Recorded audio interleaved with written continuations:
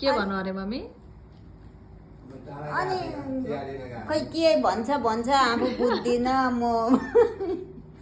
अनि फेरि ज्वाइँले त्यो सिलिन्डर ल्याउनेलाई फोन गरेर बोलो भनौ म बोलेँ खै के भन्नुभयो हस् नै मम्मी खै के भन्नुभयो हस् भने अनि त्यो गयो त्यहाँबाट अर्को आयो म बोल्छु ऊ हेरे मेरो ऊ बोल्छ म हेरे अनि हतार बुवालाई फोन गरेर नन बुवालाई फोन गर्न चाहिँ आएछ मम्मी बुवालाई के भन्न बोलाउनु भयो अनि के भन्नुभयो अनि बुवा आउनुभयो आउनु पऱ्यो अनि गयो नि नभए त बसे उभिया छ म पनि उभिया छु त्यो बाहिर हजुर भित्र म यहाँ ऊ त्यो बाहिर